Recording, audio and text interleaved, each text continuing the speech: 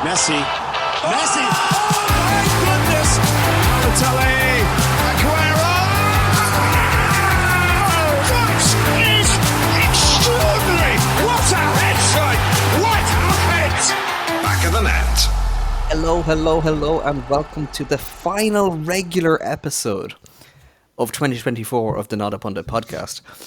We are going to be taking a break. We will be back before New Year's and after Christmas with a very, very, very special episode. But this is your final one for 2024 of the regularly programmed episodes. I'm delighted to be joined as ever by Conor Glenn and Nathan Byrne. Gentlemen, how are we doing? I'm very well, thank you. Can you believe it's been another year? God, that's flown along. I swear to God, this year's flown quicker than ever, but it's been full of exciting interviews and episodes, and I'm looking forward to more next year, but that's just me trying to talk around Newcastle's dismal performance, so I'll try to keep going in circles for another while. Nate, how are you? I'm good. Yeah, it's been a wild ride this year, and I think we deserve a little break and then head back for next year. But yeah, no, it's been a wild ride, and I'm like you, mumbling just so I don't have to speak about my team. It has been a fantastic year, and we do want to give our thanks to everybody who has tuned in. If you're following us on social, you might have seen that our Spotify Wrapped came along, because as everybody else's did, and we've had amazing gains this year, and that's all down to you, the listeners, in the hundreds of percentages of growth, which we in the business call great. We will be obviously touching on the big news and the kind of the usual proverbial dead horse at which we kick, that is Man United, but we're not going to force Nate to do that just yet. Nate, you can look at our teams for once. We're going to touch on Newcastle and Sunderland. Connor, last time we touched on Newcastle, Amanda Staveley had just left. Howe was kind of coming back from, I don't want to say from being on the brink, but he was definitely a step or two away from the edge, shall we say. How is all on Tyneside? You know, I said it early on in the season, and I can't remember if I said it in that chat explicitly, but it felt from early on that something wasn't right. And you know, I've said it a few times in the WhatsApp chat, calling it a funk. But I as Nathan has gladly told me, it's far more than that. I think there's Funk a straight fun. That's the difference. I think there's deeper issues going on there. You know, I think when Amanda left, it went obviously Murdad, her partner left at the same time. I think that left a little bit of a vacuum of direction. I think that coupled with Dan Ashworth leaving, or not even before he left in that kind of gardening leave period, it affected our transfers. I think the biggest thing though isn't even that. I think the Champions League season really affected us, because I think it happened too soon. And I don't think any of us expected to be there that quick. We got there, and then the expectation bar is much more higher the following season. And even the season we were in the Champions League, you know, it was at the detriment of the league. So all in all, you know, I think we thought we'd have Champions League football for a sustained period. We could recruit based off that. We'd have Dan Ashworth at the helm to pick those transfers, and we'd have Murdad there from a C-suite perspective to kind of guide us.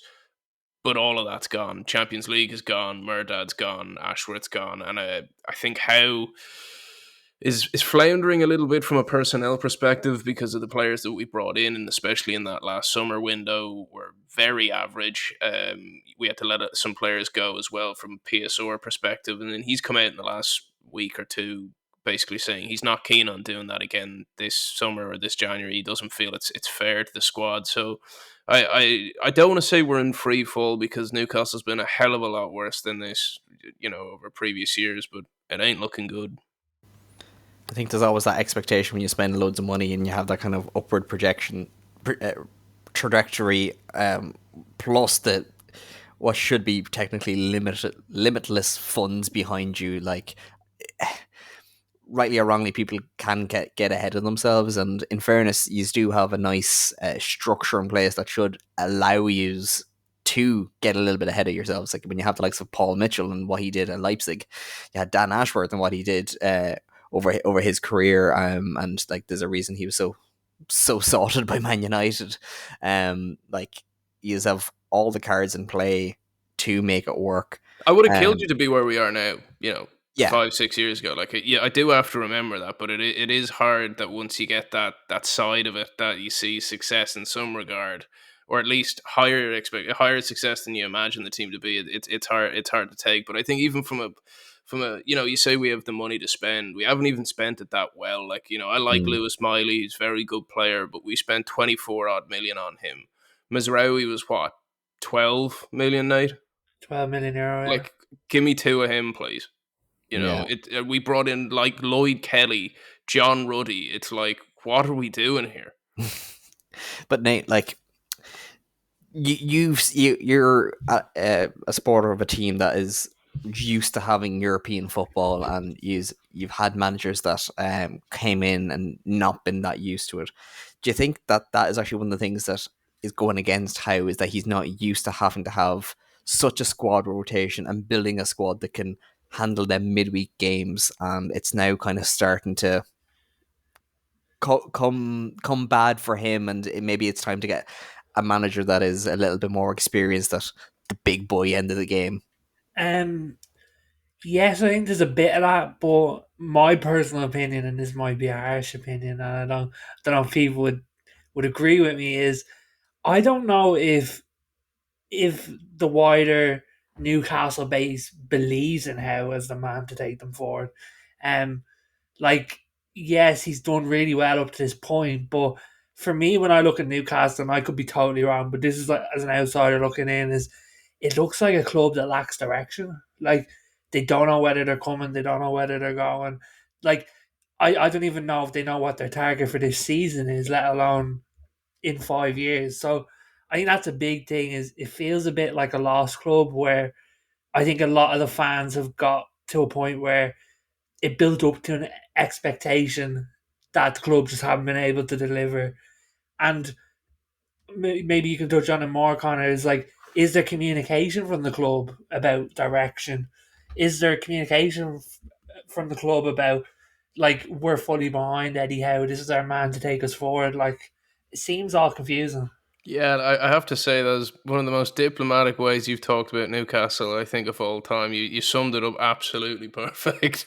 Yeah, we absolutely are slightly rudderless at the moment, and the communications from the club of limited that it has been very much kind of holding statements, and we believe in the manager, like, but not statements that you go, they're behind him. It's just enough to keep the press off their backs. And I've been thinking of this recently, and I think if Eddie Howe left tomorrow morning, there'd be certain fans that are annoyed about it, certain fans that are happy, but I don't think anyone would begrudge him anything that he did for us up until this point.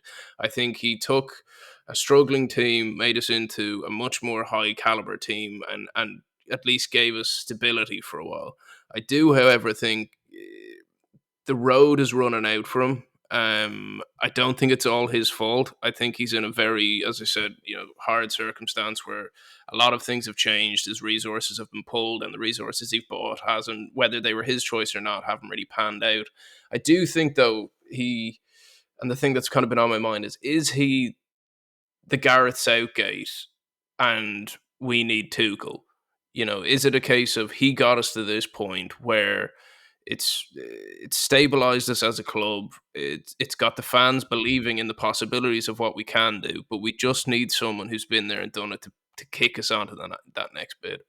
Would a manager like that, though, look at Newcastle as that opportunity right now? Because, like, as you said, resources have been pulled, and at times you've had the resources. It's like, why is it being pulled? You know what I mean? Like, why can Eddie Howe 1 minute, like, oh, we're going into this window, we're expected to buy this, and the next minute it comes across as like, though your team sometimes is like, yes, we've got some unreal players in our team, but we just don't have the makeup of the squad to really solidify it. You know what I mean? I think having the PIF as our backers has been a godsend in one way and hamstrung us in other capacities. I think the PIF are more focused on the likes of Live Golf, Formula One, and their wider business portfolio. I think we were a bit of a flash in the pan for them at the beginning. They came in at a low cost, comparably to some of their other investments, were over succeeding, and they got excited.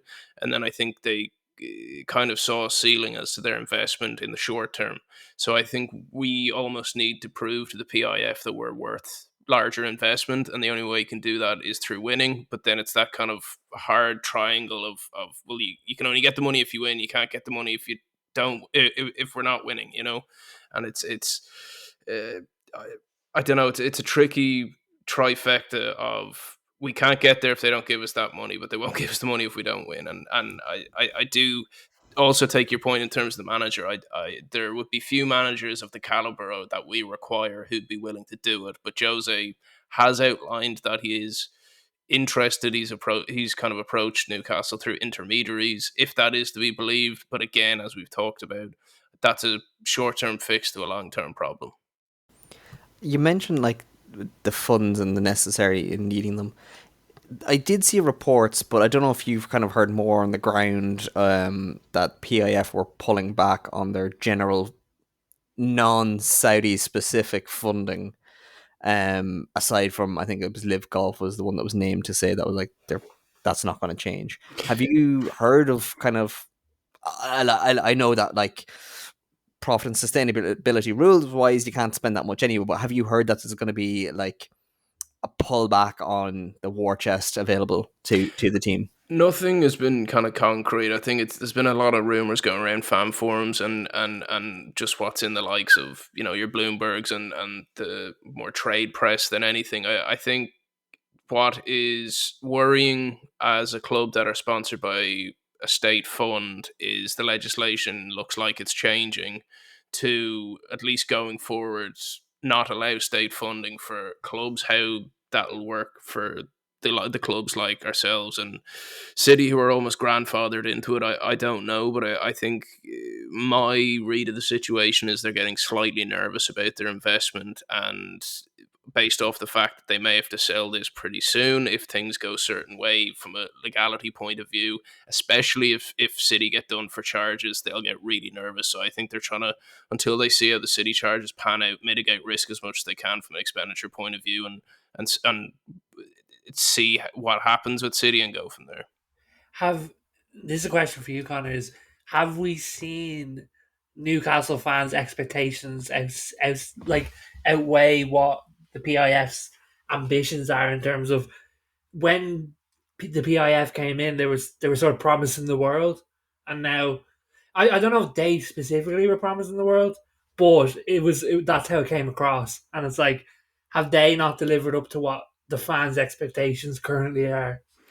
I think they have and they haven't. I think, God bless Newcastle fans. They're an incredibly passionate bunch. And I'm talking about the people in Newcastle here. Look, I'm a Newcastle fan, but I'm talking to people that live there, breathe it, and have done for generations. And I think they were so demoralized by the Ashley era and the Freddie Shepherd era before that I think they saw the Saudis and the PIF and saw the dollar signs, and you could see the dollar signs in the Newcastle fans' eyes. So I think there was a bit of to get the fans on their side. I think they inflated what their plan was in the short term.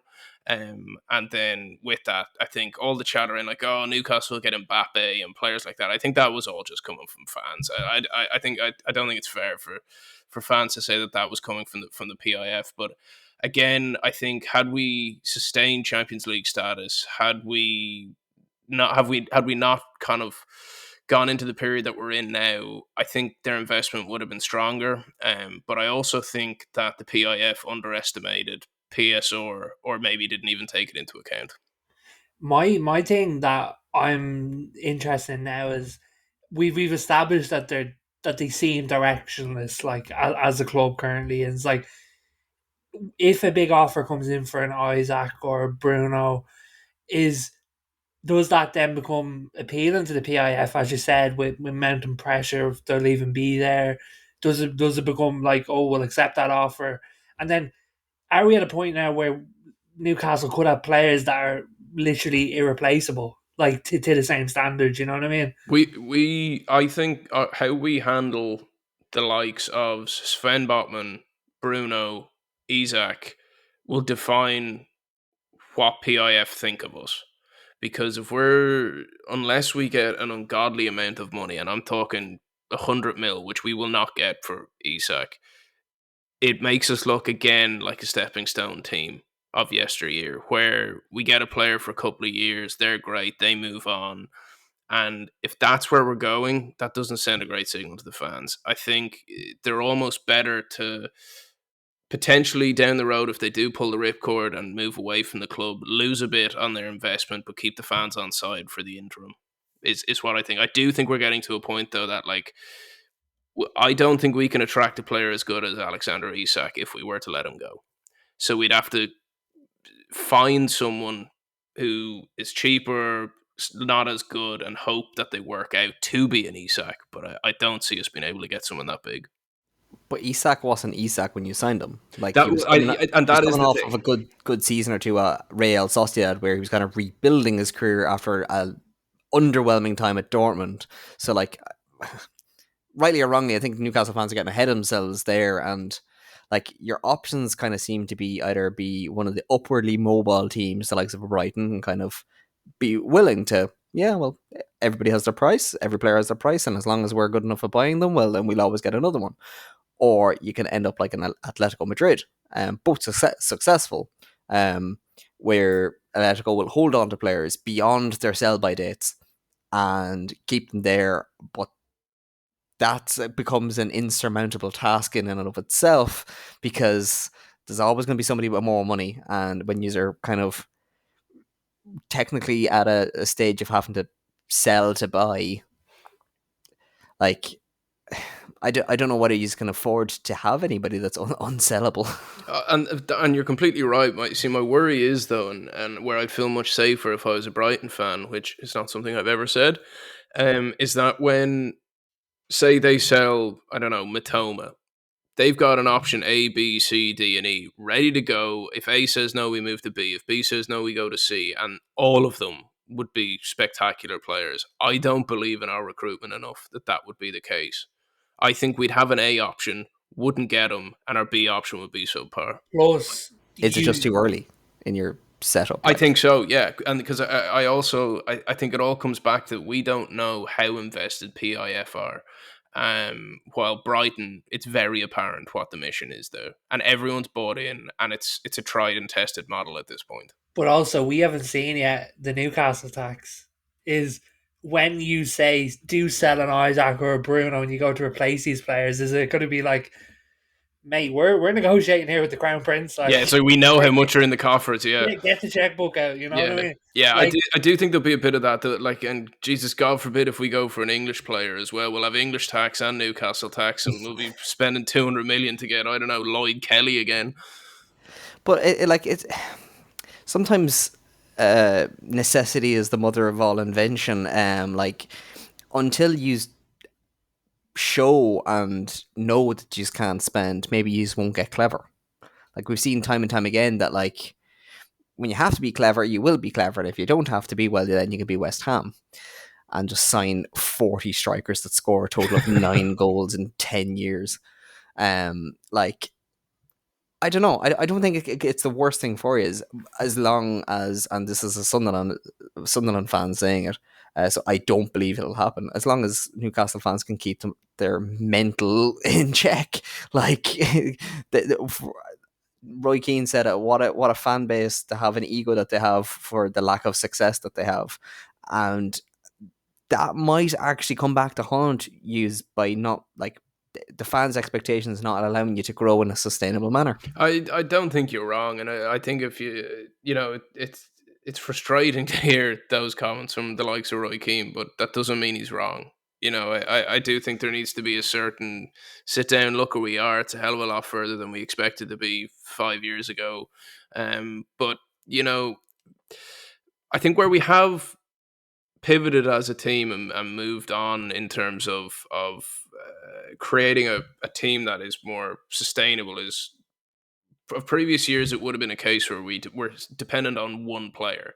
And as much as you can say we're dependent on one player in Isak, we've also got a core there of Isak, Bruno, and we've got Botman there as well. But there's only so much of my heartstrings can be pulled for the problems at Newcastle.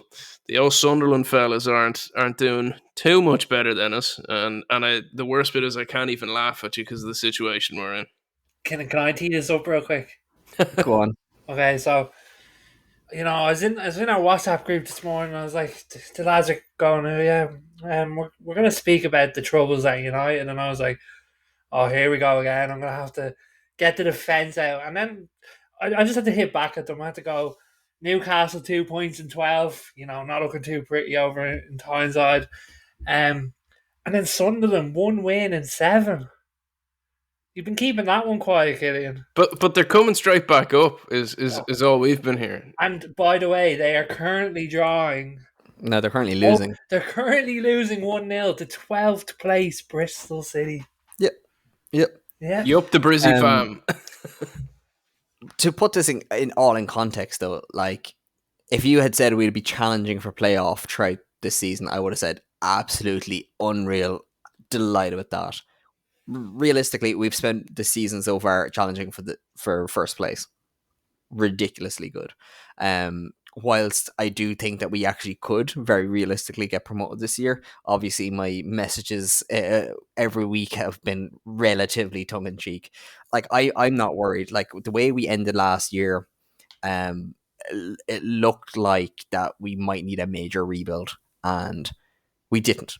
Like we've invested relatively well as we always have. We've brought true youngsters. We've got another Jack Clark regen arriving last week.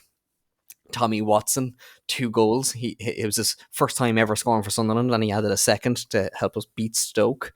He's our third Jack Clark that we've had. We've had Jack Clark, Roman Mundell, and now Watson. Sunderland right now, I don't want us to be in a Premier League next year necessarily. You weren't saying that. Yeah, that's some change of tune there now, my friend. No, like I would love to be in the Premier League next year, but it's also one of them things like Connor was saying with the Champions League with Newcastle. It's too early. Like we have so many raw youngsters that would it be good for them to go and experience that and raise the level? Yeah. Would it be better for them to go and like rinse the Championship again next year if we can? See, I don't know if you'd be able to keep them though, and I almost think from a business perspective, you're better to go up this year if you can, because let's face it, as much as we're ragging, you're like 5 points off top. Yeah. But I think it'd be better to get those players into the Premier League, into that shop window, and if you do get relegated, which I don't know how you'd fare next year, I really don't, but if you did get relegated, those players would be more valuable having had Premier League experience, and with a parachute payment, I don't think you'd be affected from a financial point of view. It would just be a morale point of view, because I think if you keep those players into the summer, some of them will leave anyway. But if you get that promotion, you'll at least have them for another season and potentially longer then. Yeah, like I've seen it on the Second Tier podcast, the Championship podcast. Like they literally had a social clip up this week. Is where do Sunderland keep finding these wonder kids? And I think we're kind of at the stage.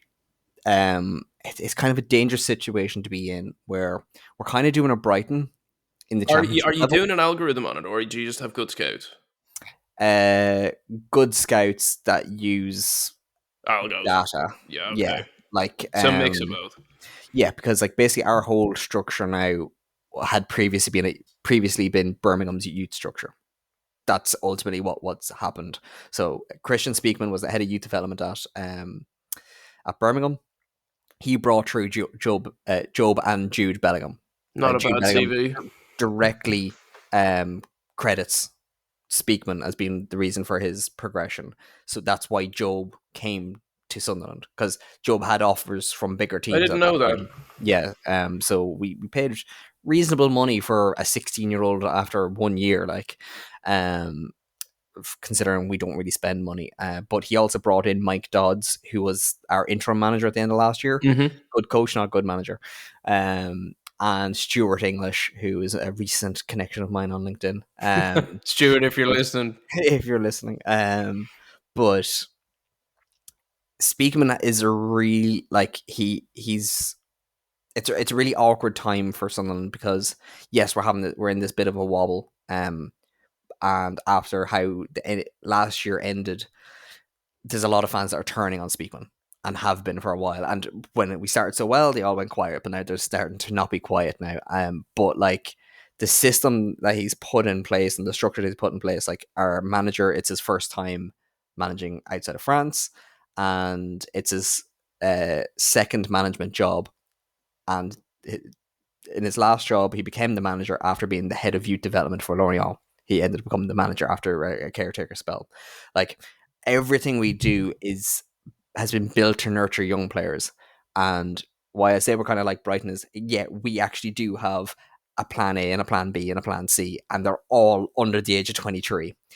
And I'm kind of slightly worried that like, are we doing this to kind of, are we building for 5 years or are we building for 2 years? Because like we could get potentially promoted and maybe the plan changes and we suddenly start Recruitment wise though, like you're so far ahead of where Newcastle are. Like you are consistently developing young talent who are very marketable. And you know, like I so think, Jack Clark and had an instant replacement for him. but Like, this and we are not able to do that. But where I think Sunderland, I don't know how you do this unless you get promoted to the Prem and manage to stay. But you need to find a way to kick on and keep those players so that you don't turn into a youth factory like West Ham, who just end up shipping out all your best talent. Like if you like, we've touched on this before, but over the years you could make one of the best Prem 11s go on the road with players that have come out of that West Ham system. And Sunderland, I'm not saying you're there, but like you're a version of that.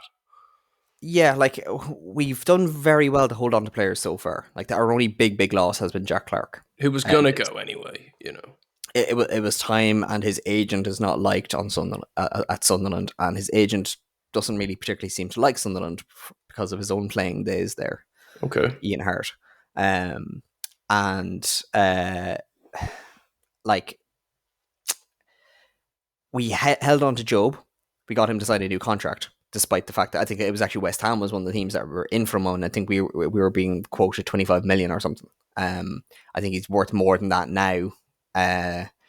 We do have the likes of Dennis Sirkin. We did let some of our French guys go back to France and do some kind of on mostly on loan deals. Timothy Pembele, former PSG, Pierre Ekwa, who I think has a 7 mil buyout clause for Saint Etienne, and has basically said that he wants to stay. But again, we've instant replacements for them. We have Chris Rigg, Nate, who's constantly being linked with Man United, and it'll be a big fee if he does go. How do you think you stop being the team that develops these players and he's linked to West Ham or he's linked to United or he's linked here? You know, what is it that takes Sunderland into the position where those players go, no, I don't want that move? Well, that's where we are right now. Premier League. Well, but even being, you know, bottom half fodder in the Premier League, I don't know if that makes them stay. You know, I do, like, because they'll get the Premier League experience is so valuable to young players at that age that even Sunderland still being in the Championship and bringing through good players is all well and good, but then the Premier League start looking to Sunderland to bring them up, and then it becomes harder to keep hold of them. As we've said, it's like if even a Brighton comes looking for Chris Rigg, like you can't stop that. You know what I mean? Like, yeah. My worry with the likes of all that is the fact that, like, if we do go up, I don't want these, like, you see with Southampton now. Southampton bought youngsters to kind of be good, and then they got promoted, and they're kind of getting cannibalized now. And I think I think our recruitment is clever enough that it wouldn't be horrific. I don't think it'd be an absolute mauling. But like, Southampton are on 5 points right now. I don't think we'd be that bad. I don't think we'd be too far off it. Like, I think we'd be maybe the 17th, 16th position. Like, that's not even a dig saying bottom half fodder. Like, I mean, Newcastle were for a long time, you know. Yeah, no, and it's I think it'd be a really kind of healthy place for us. But I think, like, Chris Rigg is 17 years old. He'd be 18 next year. That's frightening, Jesus. Isn't it? It's insane. So, like, if he what would be better for him? Like, getting really confident at the top end of the Championship next year and doing really well and selling with this potential, and one of the things that we're very, very good at is sell-on clauses. Yeah. That Bake in a in- 20% sell on, and you probably end up Yeah. getting more from the transfer on the sell on long term. Yes, sell him for 25 with a 35% sell Yeah. on, and then a season later, after a season at Brighton, he goes to a Chelsea for 60 or 70 million, and then you get a nice kind of sell on that. Because I do think he actually, plus the English tax, I think he could be that level of a fee of a player. Just quickly on Chris Rigg, the difference between, like, say, him going for 25 million in the Championship to United, yeah, that now becomes a 40, 45 if he's in the Premier League. Do you know what I mean? Or does Yeah. it go the other way where people go, he was unbelievable in the Championship, but can he hack it at this level of? And then you'll have the conversation of he probably can if he gets 3 years experience in the Premier League, but then no one's going to pay 40 million for a player that needs 3 years experience. You know, it's that kind of when to sell moment. Plus, there's always that kind of question mark: if we do go up and we do go down, do we end up having to do a fire sale? Yeah, well, I don't that's think the we other do. side of it. Yeah, I genuinely don't think we do, because I think if we go up, I don't think we'd overspend in a way that would be beyond our means. I don't think we'd be Fulham of a few years ago, where they spent all of the money and then had to use all their parachute payments to cover it. Does everybody remember Jean-Michel Seri? Yeah.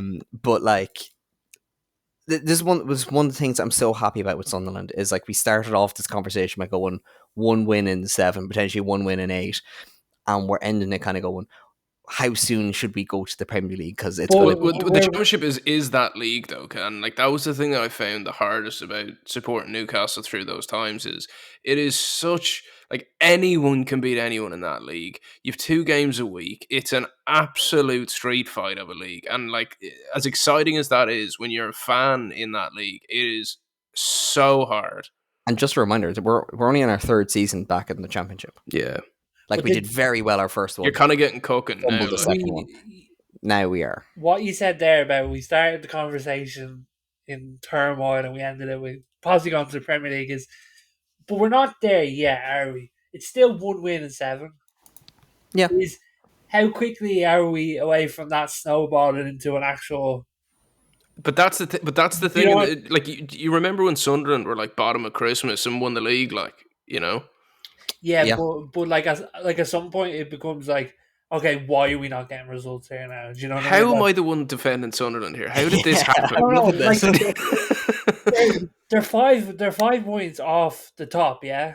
But they're also like 5 points off 10th. And well, you kind of have to look at it both ways. Yeah, 4 games, like, do you know, like, and then it becomes 1 and 10, and you could be sitting 13th, and you're like, oh god, this. Like, do you see what I mean? It's like, but in the same token, because the Championship is on such a knife edge, it could go the absolute other way, and suddenly we could be 5 points ahead. Because, like, it is one of them ones where bottom can beat top, and top can beat second.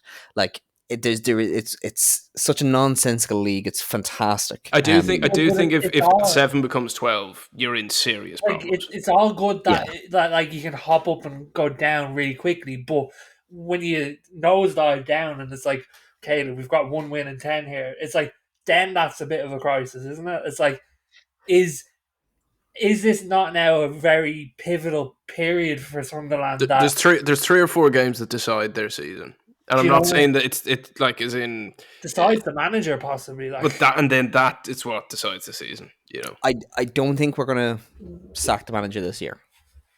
When you say this year, do you mean like this season? Okay. Because I think they've backed him now after a very tumultuous change, as I mentioned earlier, the Tony Mowbray change, because they wanted to progress on, then they didn't get who they initially wanted, which is Will Still, and they settled with Mike Beale, and that went horribly wrong, and then they ended up an interim manager and True Ray the rest of the season. Which is fine. They got a new guy in, playing good football, players love him, and now I think they're kind of going, this is our guy, we have to back our guy.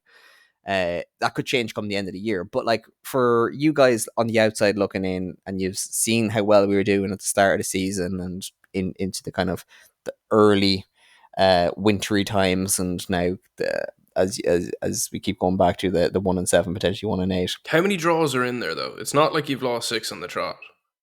No, there's a lot of draws in there. I still think I still think it's a worry though. Like, Oh, and Like, it is. Like, when we joked before that the wheels are coming off. Like, they're getting squeaky. yeah, well, like the last couple of results have been a 2-1 win, 1-0 loss, 0-0, 1-1, 2-2, 0-0, 0-0, 2-0 win. That's going back to the end of October. So like it's not like we're Getting smashed. or we're not. It's not like we're not getting points. But like from the outside looking in, having, as I say, you've gotten to be made. You've been forced to be aware of our us doing reasonably well. If we ended up in the playoffs, regardless of where in the playoffs, would you think that's a season thrown away where we should have been challenging? I don't. I think the championship is such a competitive league. To be in playoff contention is a good season. The only thing is the playoffs are a bloody awful place to be as a fan. Again, like it's so brutal. No, I think playoffs is what would have been. It wouldn't be a throwaway season. I think it would just be a season of that was expected. Well, Nate, before you answer, I just want to put in the context as well, as we finished last year in 16th. Yeah, but I think based off, I think that was a position you probably shouldn't have been in, and I think with the Yeah. caliber of players that you've developed, I think the most pessimistic of fans would have said top half, and I think the most optimistic fans would have said playoffs. I don't think anyone was like, "We're winning the league, we're going right back up." Grab your bags, we're going. Nate, what do you think? that's a good question. What do I think? Would playoffs be a consolation prize if we got there? No, but I also think that Sunderland's in a weird spot where he's possibly could have too much youth for the championship in terms of You need some elder statesmen there who've yeah. who've been around the block in that league. Could that end up? And I think I brought that point up before You that did. like is too much youngsters going to be the thing that lets you down in terms of not having the people that you need to mount that playoff run or league win. You know what I mean? So like, to be honest, by like looking on form and like I don't know intimately what's happening in the club. Mm. I'd be surprised if he's got playoffs based on what I'm looking at. But I also think if he's dead, I think that is a good season. Yeah, like I think you're intelligent enough to know that like the rest of the year is not, the rest of the season's not going to go like this last spell is. Well, Like it worst could, case but it probably won't. no, like worst case scenario, like we'd still pick up wins, and yeah, we could go through spells of not being great, and we But may just not. just one quick one. Do you think the age of the team could be the thing that continues that form? This was the thing I really wanted to get onto. So we do actually have some older players in there that everyone forgets are actually technically older or are as experienced as they are. Luke O'Nien has been with us since our League One days and early on in the League One days. When he was an attacking midfielder coming from Wickham, and now he is a top championship level centre back. Who would have saw that coming? What Like we age? have, he is 27, 20. Oh no, he's actually 30. Okay, yeah, that's more Um, what you need because like you yeah, need guys who are just. It's not even from a even experience point of view. It's from a mental fortitude point of view because yeah, it's a grown upness. But like we have like Patrick Roberts, 27. We have Alan Brown, who is 29, but also has 377 league appearances for Preston. Alan We have Brown is in played for Ireland. Alan Brown. yeah. Current Irish international Alan Brown. He plays for us now. Chris Medfum, who is 27 from Bournemouth. Like one of our key striker now, Wilson Isidore, is 24, which I know it doesn't sound, it isn't old by any stretch of the imagination, but he's older in our team. But then we have the likes of Dan Ballard, who's 25 but has been in Sunderland for 3 years and has experience under his belt now in the team. So like I don't think we're at the stage where we need to go and get like an Esteban Cambiasso and like just have some old guy that's won a Champions League just for the sake of having them there. But Could we do like another? Well, I should say I don't think we necessarily need another one. I think we could do with some of them older guys being in the team a little bit more often. But I think the way our manager plays and the setup that he's using, having more youth with this level of older player, I think is the right combo. What do you think in terms of like like your West Broms and your Norwiches? They're like the kings of going up every year and inevitably coming down. Do you think the bit of difference though with them is that they're elder players, maybe not even elder, but they've got players in there that have been in the Prem, that have won championships, and is that a bit of a thing that some of them might need to get up to? Is like when you come down from the Premier League, is them mounting a championship title that bit easier? Like, you know what I mean? Like a West Brom have a Mason Holgate, like he was being raved about a couple of years ago. Do you know what I mean? Like I just wonder, is there that like little extra level? Potentially, like when you look at the teams around us, Leeds, Sheffield, the likes of West Brom or Watford, or in and around Seasoned Premier League teams, Middlesbrough, Blackburn, Burnley. We're the only one doing anything different out of them. So I would, if I was a gambling man, I'd rather take that odds. Like if everybody else is doing the same thing, well, let's go the other way. And I would live and die by that sword. I would rather we did it this way and didn't make playoffs than do what West Brom are doing and still potentially miss out on it. Well, like you said, you've nothing to lose. You finished 16th last year. Anything's gravy this year, Anything's great. But the other thing about it as well, the difference between us and them is if we have a reasonable season, and even if we don't go up, our squad value goes up by 33%, no matter what, just because of their ages. We sell them on, we get the next batch, and then the next batch might be the right ones. Like I just so believe in the plan, and we've seen time and time and time again, like 5 years in the championship nowadays isn't long. It's hard, so though. Like it's so hard. It's hard, but we spent 5 years in League One. Yeah, it's less hard. But a team that won't be in League One anytime soon, and Nate, it is finally your time, is Man United. Are you sure about that? Even I'm not that pessimistic. But it's been a tough week, as you said, for yous. Dan Ashworth leaves Man United after 5 months, having been chased for 5 months. Chased for 10, on garden leave for 5.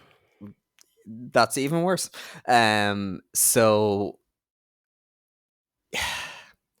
I don't want to say that's a big worry, but I'd be very worried by that. After, like, he was meant to be the guy, and I think that's a bigger kind of thing that you guys should be looking at rather than the loss against Nottingham Forest, who, in fairness, Chris is doing very well. They're doing very well. Just before we dig into it, just for anyone who's listening who may not be as close to the Dan Ashworth situation, in terms of, he was brought in as a heavy hitter, one of the Avengers that Man United have kind of tried to bring together, and the biggest kind of quote that stuck with me is Jim Radcliffe, when he brought him in, said he's clearly one of the top sporting directors in the world. So what the hell happened in the last 5 months? Oh, first of all, I think it's hilarious. I just can't stop laughing about it. I think I just, like, at this point with United, I'm just there for the memes. Like, you are that meme dog that with the fire all everything's around. Fine. I've gone through too much shit in the last 2 years. Here I am. Yeah, it was surprising. I woke up an hour after the news and I was like, "What the hell's going on here?" So there was nothing in the run up to kind of give any clues that this was going to happen. From the outside looking in, it looks like there was a bit of clashes between Barada and Wilcox. The way that they did work stuff is more in line between them than, say, Dan Ashworth. And by the sounds of it, he's paid for some of his decisions that he's made so far. So he decided, apparently he was the one that decided to keep Ten Hag. Ashworth was? Yeah. Okay. He was a big one. He was a big proponent against signing De Ligt and Mazraoui. He wanted to sign Jar Brathwaite and someone else. So he was very much on the English side of wanting that. He then once Ten Hag was sacked, apparently he was against getting Amarin. The So other he's really two, culturally against the decision making process that seems to be with the rest of. the other two wanted Amarin. He more wanted Gareth Southgate, which for that I think he deserves to be sacked. So yeah, like there just seems to be a big clash on where they all decided the club wanted to go. But And what I don't understand, right, is Dan Ashworth has historically worked at quite a slow pace in terms of he's a very process oriented, create the structure right with the right people, and over time it'll succeed. It seems like Radcliffe is more gut decision. We need impact straight away. If he doesn't like something, he just moves on, as we've seen with Ashworth. Is it a case of he may have been doing a fine job? It's just not the style of operator that Radcliffe is used to. Because the thing that is baffling to me is INEOS's like mantra is best in class, and their ownership over the last, is it a year even now, has been fair. Like apart from if they hadn't got Amram in, I don't know what they got right. yeah, the thing with Ineos, and it stood out for me from day one, I don't know about you guys, is it seems like a very like you're in with the boys type thing. Like we are top operators and we'll act that way. And it's like if Dan Ashworth wasn't like living up to that, or not that he wasn't living up to that, but was going against what all the others thought, it's like you could see how that relationship could become strained very quickly. Yeah. And I just think like Barada was their main guy. Like I think he's someone that's very highly sought after, like sort of, and they clearly went for him first. That if he's going, if Ashworth's going against every decision that the other two are making, it's like something's got to give there. You know what I mean? Was this man not interviewed? Because all of these things that you're saying, I don't think he was. I genuinely don't think he seems to be was. so culturally different that like surely a conversation that these kind of things would have come up. It's like, oh yeah, like if we were to sack our manager, who would you think? Oh, Graham Potter. Well, I'd never hire him. Well, then why are you talking to him? Like this just seems to be a fundamental like Yeah. match made in hell. Do you think, boys, it's a case of there's too many cooks in the kitchen? Forget ego, forget any of that. I mean, straight up decision makers. I think that's part of it. Well, the thing is, apparently Ashworth was really against getting Amarin, and Barada just hopped on a plane and went and negotiated himself.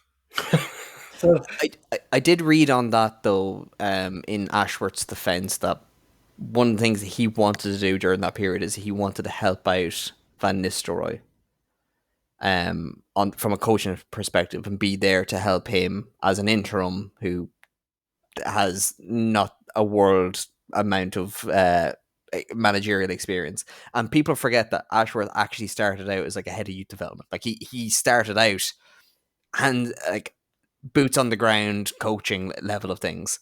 And again, that kind of just seems to be like a fundamental like misunderstanding of what Ashworth does and what he. But you look at what he did at West Brom. You look at what he did at Newcastle. He developed, like I said, he develops a process, and it's a slow moving towards a very planned out goal. Well, this just seems to be what can we do in the next 5 minutes that'll work, lads? Oh, that didn't work, on the next one. Oh, that didn't work, on the next one. Like that's not a way to operate as one of the biggest clubs in the whole world. the thing is, what struck out to me is Dan Ashworth seems a lot like a sporting director, not a director of football, in my opinion, in terms of he likes to, as you said, make up these micro, I don't know what way to phrase it, like he puts in his own way of stuff and he implements it from the ground up, is where I think his role at United was more, no, you need to oversee that. Okay. So like they're not like you need to hire the people to do that, like to to bring it all together. And I think So he's that the might have point been man almost. He's kind of the quarterback of executing it as opposed to actually executing it. exactly. So like he'd be the one running multiple departments rather than him running his own department. That makes a lot of sense. And to me, that's sort of where it could have gone wrong. Is he wanted to make these decisions, when in reality, it needed to be a whole process. You know what I mean? Yeah, Athletic did report that when, I don't know if it was down to the new management or some of the summer signings, that like he was like, okay, yeah, I'll get an outside crowd to come in with this data, and apparently Ratcliffe didn't like that. He's Kinda always like, done that though. He did that at why Newcastle. aren't you doing it? He brings a team with him. He always has a couple of like a. It's not massive, like, but he's always had a crew with him. Yeah, but it was just, I think Ratcliffe was just like, what am I hiring you for? Is that And coming from it's a Radcliffe's fun- cost cutting side of things? Because he's penny pinching anywhere he can. Like, do you think it was just a case of he's like that? Why is there 5 of you? I expected 1. I don't know, but it just, I go back to it. Was he ever interviewed? He literally wasn't though. Like, He like, jokes aside, he was not. There was Like, no one else. the thing that's with scarier from a Man United fan point of view. That's something you should be worried about. That these guys are going. It's like going on to Football Manager, kind of going, yeah, the stats look right, and asking nothing other than that. It's like your man Little Britain. I want that one. the thing that the Athletic were saying was like he expected to have more power, and I think that's the difference. Is, no offense to Newcastle and Brighton, is when you're in there, you're running the show. Oh yeah. Where in United, it's such a not that it's such a huge institution, but it's like so structured and layered in so many different facets that you're just a piece of the clog. And like, I do think you're right with that, but where I would struggle as Dan Ashworth is, okay, look, Jim Radcliffe, in a business perspective, in the petroleum world or whatever part of the business he's involved in, is a master of it. Dave Brailsford was a master in his own world of British cycling. With question marks over him. With question, like, even taking out the potential of performance enhancing drugs around British cycling, but like, as Dan Ashford would be like, okay, lads, yeah, you are very good operators in your fields, but this is my house. This is my wheelhouse. I should be the one making decisions here. So I do wonder, looking back, will he go, I kind of should have seen this coming into this. I actually was chatting to a Man United fan about this, and Nate, I'd love to hear your thoughts on it as well. I don't think they can replace him now, because I think this is a middle that a director of football, in how most football teams see them, does not fit in how they want to operate, and they don't need So one. do you mean someone's going to double job, or they just won't fill it? They won't fill it, because it's But like, if he seems to be that, like, that he's not really doing anything, that Wilcox is doing X and Brad is doing Y, well then why would they bother getting I someone don't know, else? Nate, is there any truth in it, but I've heard they're looking at the Atletico Madrid guy, like their director of football. The word in the street is it's Louis Campos or nothing. Okay. So So- Louis Campos was the guy behind PSG. Monaco. At PSG. He's currently at PSG, but he was the guy behind that Monaco team where Mbappe came through, but where they had Bernardo Silva. He was initially, where he kind of made his name, was as a scout for Jose Mourinho at Real Madrid. He's like really well thought of, especially in France, as a director of football. So like the rumors is it's either him or we're not filling the gap. Wasn't So, he like- the one that pissed off Messi, though, and basically made Messi leave? Yeah, but Yeah, it's Messi. Like, yeah, like Messi It's wants to Messi, own like, I mean, boys. no, but he wants to own the team. yeah, but like, fellas, his I way went they own into Miami after, like, you know what I mean? That shows where he's at. Like. But yeah, like, to be honest, as trying to hire Southgate's a sackable offence for me, so like I can't show. I heard It's other just like names. Nathan Potter. I heard other names though. I heard his list of targets was at Eddie some Howe, point Eddie Howe, like Marco that- Silva. This is sackable Marco offence. Silva would have been a good shout. I don't think so. He's doing very well at Fulham. Yeah, but Ruben That's Amor, full, like though. it doesn't compare. Do you know what I mean? And I don't know. genuinely think, by the sounds of it, that's what broke the camel's back. Is the other two lads are going, we like to look at this Ruben Amor lad, and he's going fucking, oh no, Gareth Southgate, like, like, do you know what I mean? Like, it's hard to have a conversation after that and take him serious. Like, I do think though the bit for me that's most laughable out of this is he spent £3 million in compensation to buy him. You then paid a salary out, which will be more millions.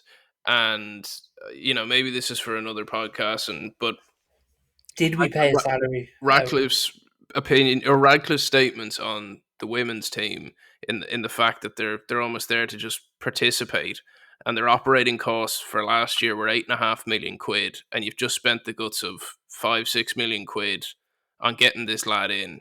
It doesn't make sense to me. And a man that's trying to be cost cutting, and it seems like anything that's positive optics, bar getting Amarim, it's just been deplorable optics for him. The thing with Radcliffe is I don't think he gives a shit about the optics. I genuinely don't. Like, I don't think he cares if fans are annoyed about ticket prices going up. Do you look at it going, okay, he may be a bit of a madman in terms of scattered in his decision making, but he'll do anything to make this work? So That's how I see it. I see it as his way of thinking is I don't care who I annoy.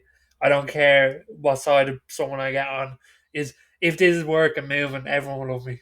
But Like, do you know what I mean? how long can you get away with that? Is my thing. As long as he owns the club, as long as he wants. No, but you know what I mean in terms of like there was that Glazer hate could happen to him if we're Well, there was 5 a years in protest and he's the still other day. floundering.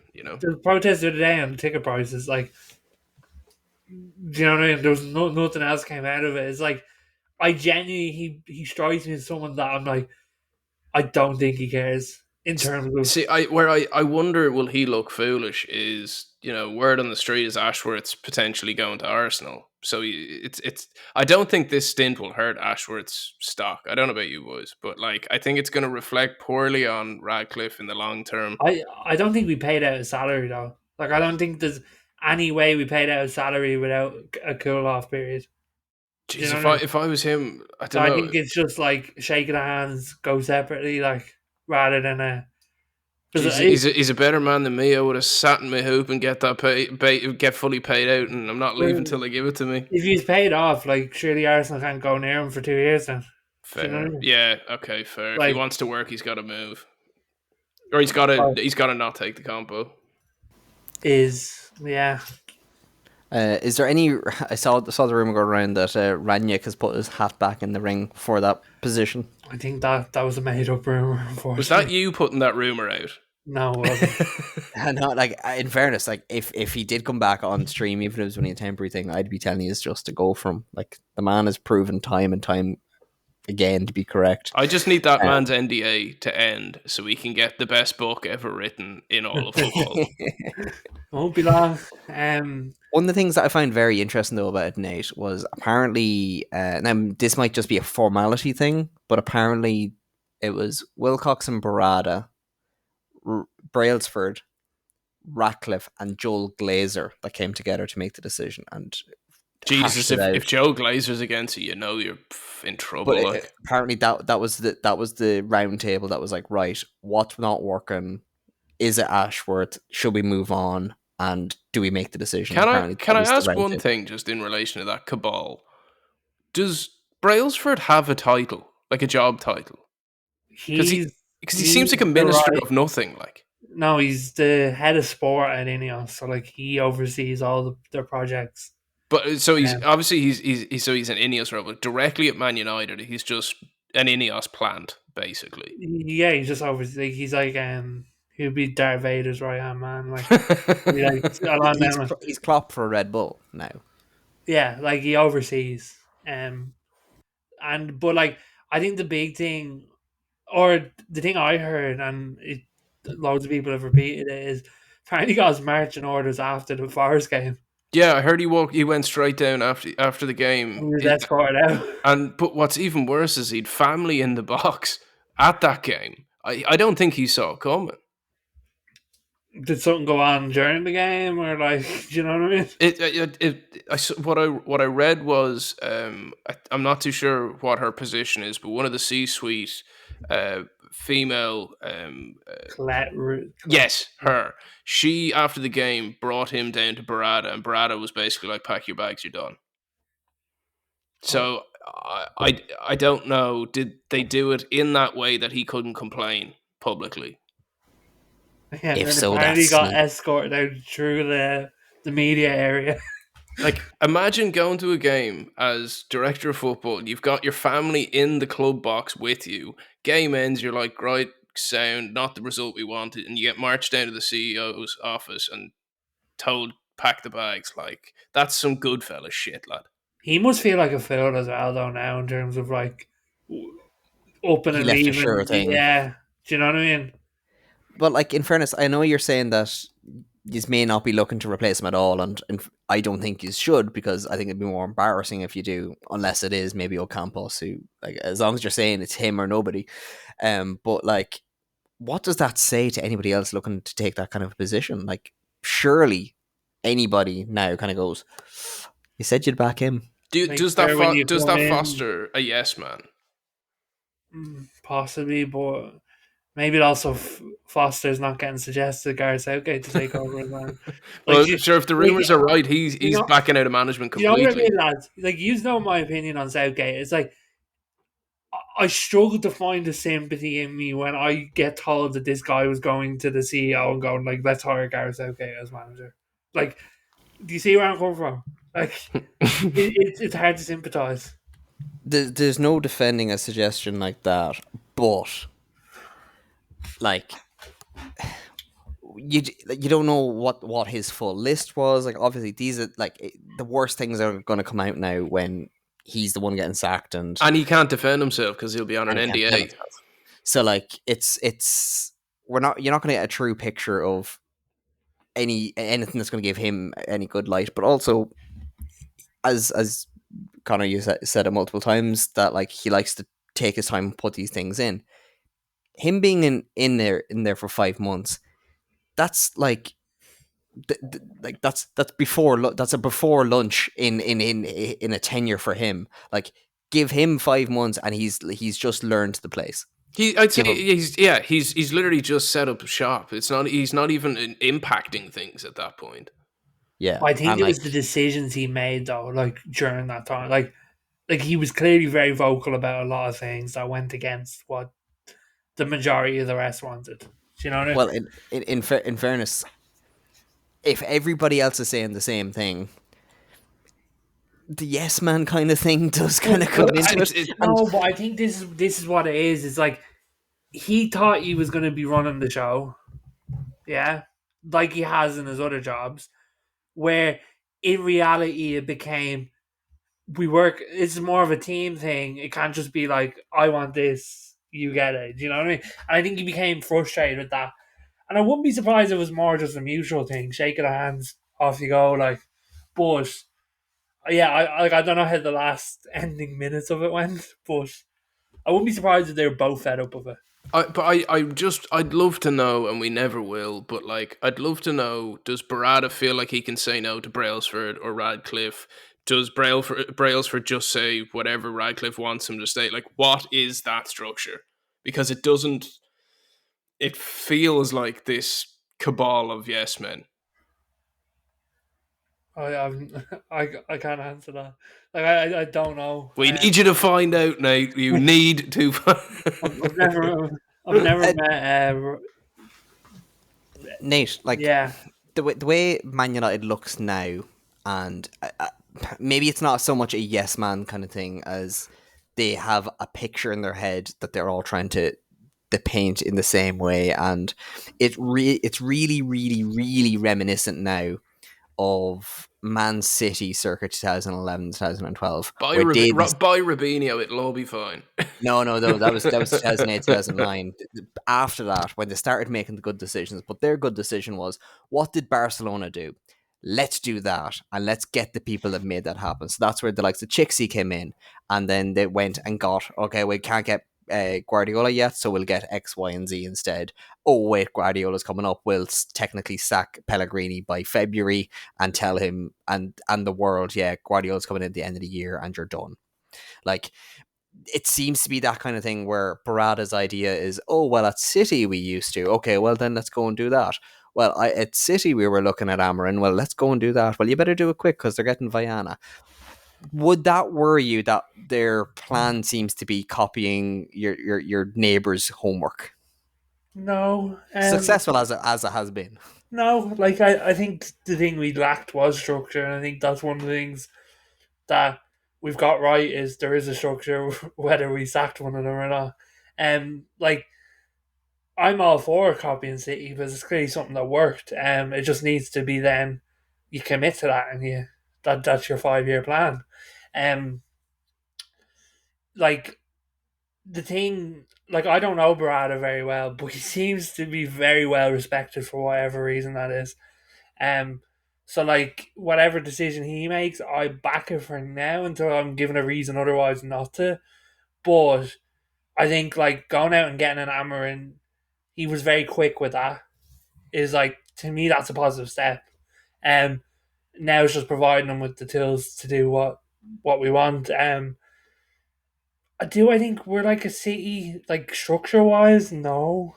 Um, do like I wonder was Jim Radcliffe take a step backwards eventually, and then I it was don't know. He seems to be lurking in the shadows, and I think that is one thing that's a bit of a problem. He for me, he's either all in or all out. Not this. I'm in when I want to be. You know.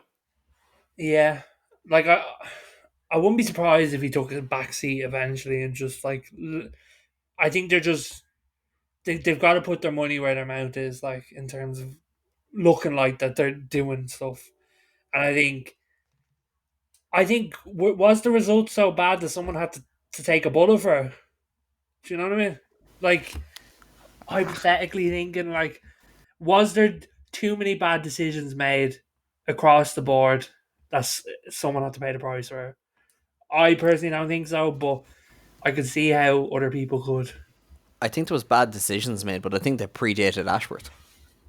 Like in I fairness, do think he came in like people are looking at the recruitment, and they've spent 600 million. and yeah, they haven't got a whole lot for it. But like, Ashworth decided to keep Ten Hag with it. Like that was his decision. Do you know what I mean? but So like he's is directly responsible for what followed then. but like is that down to him trying to buy by himself time, but kind of going, listen, if this is the structure that's here and this is what we're trying to build off, and you're not looking to get rid of him yet, well then yes, absolutely, I'll keep him and I'll build around him and I'll make my plans accordingly. And that's like that's the kind of conversations I wonder, was that what was had before he arrived? Him kind of going, right, Ten Hag's your guy, yeah, we're going where you have Ten Hags, so you could make a plans accordingly. So when he comes in and he's looking at his own plans, kind of going, yeah, well, I'm after spending 3 months putting together a whole thing for Ten Hag system. Don't be asking me to get rid of him because yeah, of course I'm going to say keep him because that's what I've planned for. Yeah, but like I wonder if there's the part of it that was like someone had to pay the price for being 15th in the Premier League. And the guy that's only in the door is the first one But out. that's the thing is they're all only in the door. It's a real mafia hit Do you know vibe, boys. It's a real, what's the Luca Brazzi kind of kill. It's very, very, very odd timing because unless, as I said before, like unless the likes of Wilcox or Barada are going to step up into the and kind of do some of that role, it'd be very worrying January transfer window for you. Um, yeah, maybe, but like something that's come out is do you know the guy that used to be at Chelsea, Vivo? I don't know. I Oh don't know yeah, much about him. He's our head of recruitment currently. He's only on a loan deal in terms of like he's only meant to be here for a short time. But apparently he's been taking a lot of the load for January. He's like that's been his baby. So I guess we'll see. Is it an audition for the full time role? Who knows? But he's the one currently directing it. So it'll be interesting to see what plans he has. I don't want to wish away Christmas, but I'm excited to see what that January brings. Yeah. yeah. I think it's going to be an interesting one. We'll do one quick round robin before we finish up, as it is our last regular episode before we go. Connor, are you optimistic for the rest of the season with Newcastle? I'd like to say yes, but it's no. I think I said at the start of the year I think I said us to finish like 6th or 7th. I would be surprised if we finish top half at this point. Oof. Nate, are you? positive for the rest of the season now. No. Jeez, we're a happy bunch, us three, aren't we? I think it's just like, Amron, do what it takes to get this squad right over the next 6 10 months. years. Yeah. To be honest, I'm at the point this season already where I'm not going to be paying much attention to the results. I want to see performances rather than results. So where are you saying you finish? I think 8th. I was going to say 6th or 7th. I think if you can challenge for Europa Conference League, you'd be happy enough. Are you, so Killian, final one on you. Are you joining us in the Prem next year, or are you not? I'm going to say yeah, because that's more fun. I don't think we'll be going up as champions. I'd be surprised if we go up automatically. I think it could be a playoff run, which if you had asked me in the middle of the summer, I would have said, yeah, that would have been amazing. If we don't go up, I won't be sad as long as we're within playoffs. Like if we don't get up via playoffs, I'd be like, perfect. We're nailed on for the year after, which gives our players another year in the legs, and then suddenly they'll be actually capable for the Premier League the following season. But if we do get up, I'll be absolutely chuffed. And for the podcast alone, we need the 3 teams in the Prem. Oh, it'd be class. If we do get up, we will be doing a live in Sunderland or Newcastle Tyne-Wear derby. Even if we can't get tickets, the 3 of us are going to go over for the match. We'll be sat in Weatherspoons. I'm not going over to watch that night. Like, here, you could be down at our end of the table anyway, Nate, by the time this call comes around. So it could be fun. No, I'm very positive for this season. I think it's going to end well. Like it's going to end like it started well. Maybe a blip in the middle, but it's fine. And I think we're going to, as a club, make a lot of money from some excellent recruitment. Lads, we're all not on Blitz. Let's get that right. All right, we're all in the dungeons. It's Team Squeaky Wheels. Is what this pod is now called. Well, as the hangsman noose goes around both of your necks, I'm still whistling Dixie with my lovely rope necklace. It's all about perspective, gentlemen. Thank you very much for joining me, as always, and thanks to you, the listener. Be sure to listen in for our end of year special. It will be in your feeds after Christmas and before New Year's. When you're kind of already watched all the Christmas specials, you're on your second tin of roses and you're really hating yourself. All the turkey's gone. Yeah, we'll be there for then. Goodbye. Bye-bye. Messi. Oh my goodness! Balotelli.